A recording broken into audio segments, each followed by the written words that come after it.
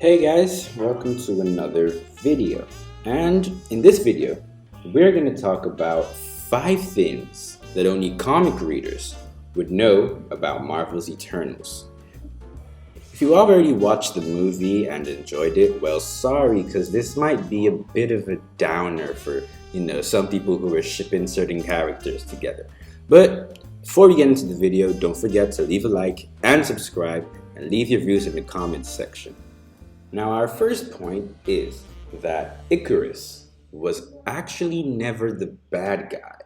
In fact, it was Phastos that started causing all the trouble for the Eternals. You see, Ikaris was always a very loyal member of the Eternals. He never betrayed them at all, let alone killing Ajak. It was actually Phastos that was the bad guy, in fact. You see, Phastos teamed up with Thanos. Now this is because apparently after everybody killed themselves, Phastos was the first to get resurrected, and when he got resurrected, he found out that Eternals were resurrected at the cost of a human life. Alright?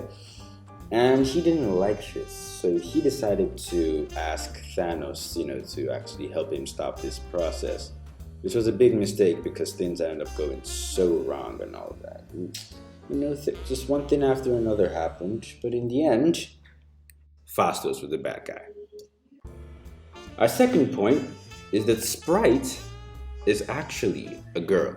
Now, I don't know why this fact was really omitted in the movie, but yes, Eternals do change sexes after they die. Now, Sprite was once a boy. So it turns out that Sprite wanted to grow up. And of course, because, just for some weird reason or another, he decided to wipe everybody's memories so that he could grow up. And they found out and he was executed for his misdeeds. He then changed sexes when he was reborn. Now, why Sprite was portrayed as a boy throughout the entire movie really did kind of confuse me at a point, but Marvel has their reasons, I guess. But what's important is that Sprite was actually a girl. Our third fun fact is that Ikaris and Sersi never actually happened.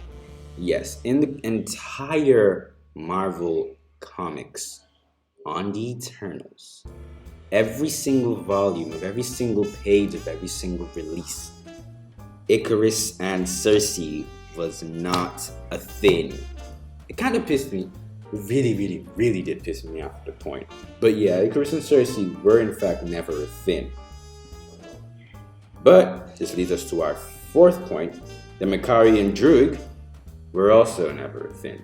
You see, it was Makkari and Sersi that were in a relationship, not Makkari and Druig. Here I really am frustrated with Marvel's omission of the point that Eternals change genders. You see, it's a kind of complicated story, but I'll take you through it anyway.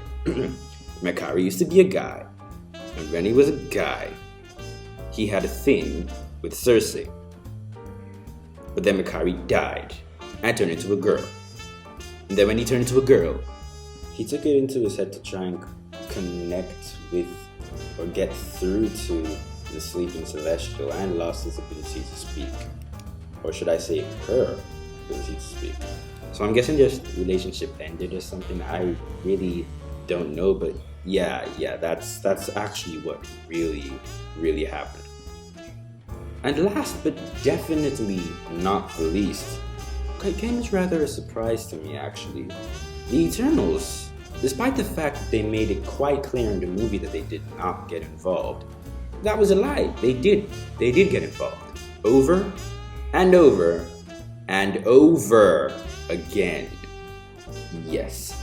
In fact, they fought Thanos at a certain point in time, and they also teamed up with Iron Man. In fact, Sersi was once an Avenger, so what's with all the lies, Marvel? What's with all these big storyline changes? It just kind of pissed me off at a point, but well, whatever. that's gonna be it for today, and we're gonna be leaving you guys now. We'll see you in the next video.